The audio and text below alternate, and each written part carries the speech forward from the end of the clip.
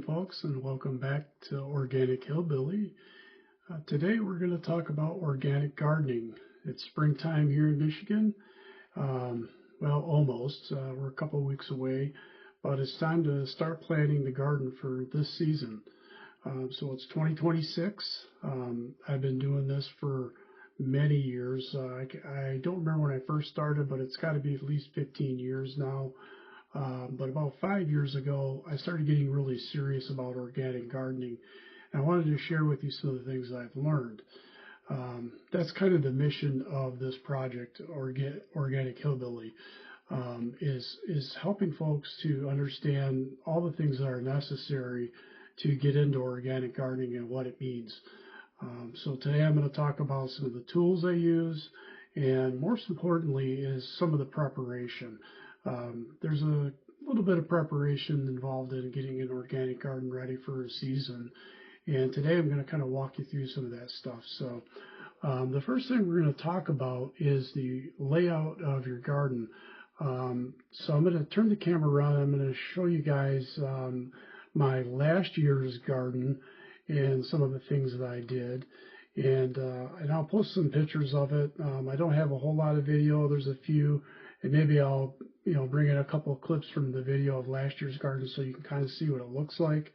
But I will tell you this, it was really successful. I didn't need to use any pesticides, fungicides, things that normally involve chemical compounds and things that we don't want in our food. I was able to do it all through a technique called companion gardening. And a lot of the things that I found were in a book, and I'm going to share that with you now. And I'm also going to share it in the link below so that you can get a copy of it. I encourage everybody to get a copy of it. It's an extremely good book. There's a lot of tips in here, and they're very specific about the types of things that you want to grow and the types of things that you should plant next to those things. So let's take a look at it. So first things first, we're going to talk about the organic garden that I did last year. This was the layout from it, and I'm sorry that it's got a little dirt on it. I kind of had it out there with me a few times just to make sure I had things set up right. But this is the general idea. You want to kind of figure out what you want to plant, and then you want to do a layout of your garden. I have about a 20 by 20 space. With some garden boxes that you can see in the picture here, and a space that's just a basic ground garden. The perimeter of my garden has a 4-foot fence all the way around. That's to keep the deer and the larger animals from coming into my garden. So that's one of the things that we'll also discuss is just how do we keep pests out of the garden, and that's really the first level of defense right there. So as you can see, I'm leaving it on here for a little while in case there's folks that want to take notes. But you can look at the various different things I have planted in here. I'm going to keep some of those this year. Some of them I'm not going to do again. I need a simpler garden this year because I have a lot of things going on this summer that'll keep me away from the garden. So I don't want it to get out of control when I have somebody here staying at my house. And they don't always take the care that I do when it comes to the garden. So next thing I want to talk about is this book. It's called Companion Gardening for Beginners by Brian Lowe. This gentleman has done an excellent job of putting together everything you need to start a companion garden. And folks, I highly encourage looking into this. It has been a game changer for me. I am really concerned about our food and where we get our food from and what's in our food, because we just don't really know. And by growing some of the fruits and vegetables and things ourselves, we know what goes into them. So the thing you want to talk and learn about is soil. That's the basic foundation and basic planning for each season's garden. This book gets into detail in understanding the makeup of your soil. So start to learn about your soil a little bit and what it means, how much sand you have in it, how much of it is silty, how much of it is clay and loam. And it also gives some really good steps in here on how to test your garden soil, which is really important. Last year for my garden, I needed to get some nutrients into it. It's had several growth seasons, and I quickly did some research in my area. I live in Michigan in the Midwest, and there's a lot of farms around, but there are two farms in particular within my vicinity that do a lot of focus on clean farming. They both raise grass-fed cattle. One does not give any shots to his cattle at all. He doesn't vaccinate. He doesn't do anything out of the ordinary. He takes great steps in making sure that his cattle are all fed a grain-free diet, and he also does not use any pesticides or herbicides on his crops and his fields that his cows eat out of. He is the primary choice for me when I start looking for compost. And so we're going to talk a little bit about compost today and what that means, and where you can get it. And surprisingly, compost is very reasonable if you buy it directly from a farmer. The key thing that you want to ask your farmer when you're calling around is how old the compost is. Generally, you want compost that's over a year old. A year or two old is probably the healthiest compost you can use. The reason being is it's aged and it's starting to turn back into dirt again. I get it for less than $20 a yard. I only need 2 yards for my little garden that I have, the 20 by 20 space, and that includes the garden beds. And I try to do about 6 to 8 inches, maybe 10 inches of compost on top, and then I till it in to the top layer of the soil, which is anywhere from 6 to 8 inches deep. I don't like to go much deeper than that because then you start really disrupting the compounds underneath the soil that are there and have been there for many years. So that's a couple of the big tips that I have. After watching and reading and doing numerous studies and even talking to a few Amish farmers, this is the method that they use every season. They use fresh compost on their gardens. It's all done by hand. They don't use any sprays. They don't use any pesticides or herbicides. They simply start with the soil. That's the base of every good garden. So 2 tips today. Get this book and start to do a layout on your garden. And save this layout because it's important to look at for the planning on the next year's garden. You'll know what went really, really well, and you'll know what went wrong. And you can start to understand it a little bit better and maybe some of the things you want to do.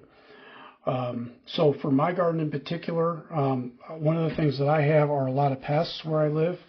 When I say pest, I'm talking about squirrels, chipmunks, raccoons, fox, all these little ground pests that just seem to love my vegetable garden. And I did a lot of reading and research on the things that you can do to kind of get rid of these pests and keep them away. It's not more or less getting rid of them, it's just more or less just keeping them away. So what I did, even in this book it talks about some of the things, but what I did, if you notice around the perimeter of my garden, there's little X's. And they're not actually correlated to, spacing or anything like that. But the X's represent a plant called marigolds. Everybody's familiar with marigolds. They're kind of a pretty flower. They give off a little bit of an aroma. They don't bother humans so much, but they really distract the sense of these ground pests. And I truly believe that this was one of the key things to keeping them out of my garden last season. And let me tell you, it worked great. I didn't have to set any live traps. I didn't catch any critters on any of the cameras that I have watching my garden at night. And I really believe that marigolds was a fundamental part of that. So I planted them around the perimeter of my garden in about 6-foot sections. So I had 3 or 4. Started out with 3 or 4 pre-made, pre-planted potted marigolds, and I spaced them out about 6 feet around each around the perimeters of the garden.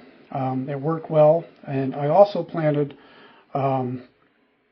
marigolds right inside the garden too. I decided that even though it doesn't show it on this picture, I decided to just have a couple of them in here in my tomatoes. It seemed to work really well as well. So the other one that I thought did a really good job were these chives.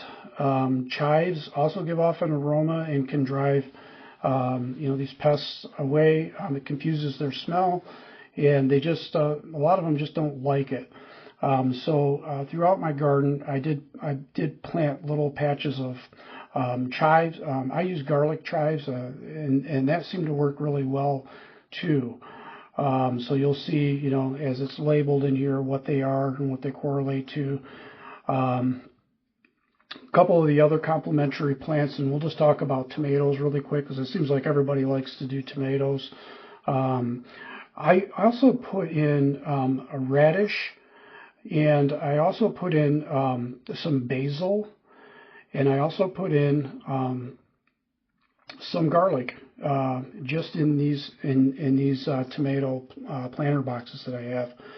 And I got to tell you guys, just those things alone kept a lot of those really nasty little bugs that like to worm into your tomatoes. And last year I had some really healthy tomatoes, and I got to tell you, that was one of the best gardens that I ever had. It was really low maintenance.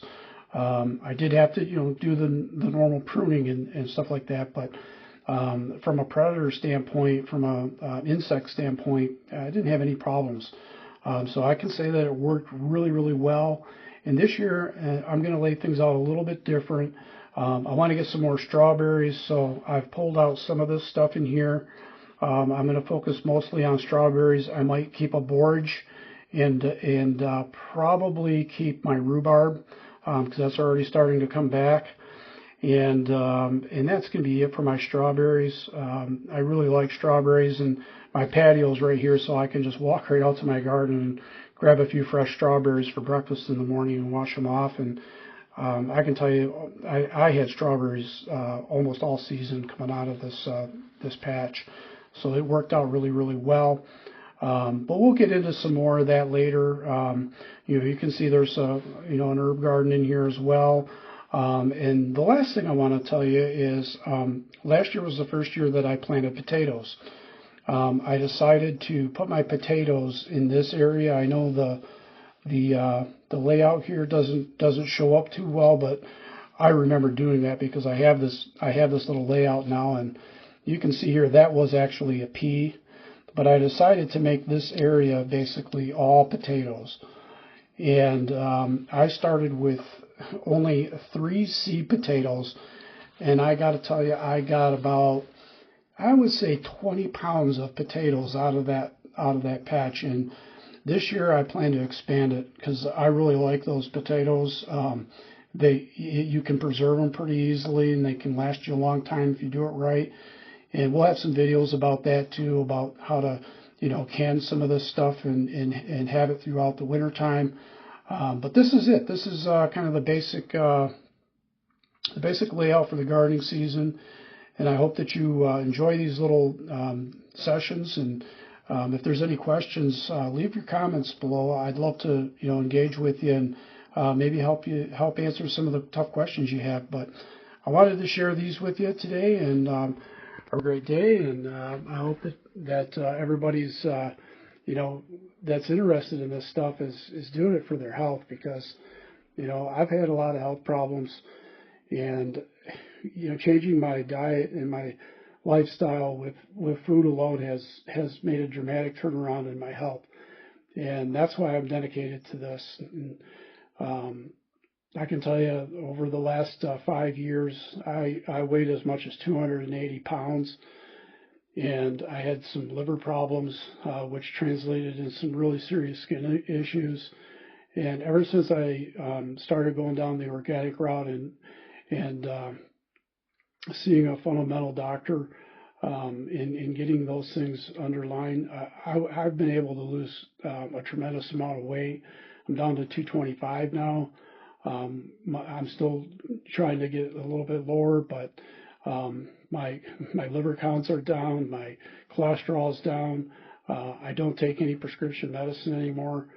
And I have to say that this has been a journey that has changed my life, and I'm hoping that it can, change the lives of some of you as well.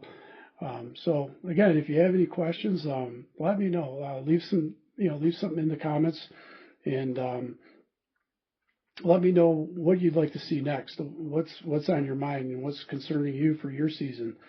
Thanks again for checking me out, and I hope you have a good afternoon, and God bless.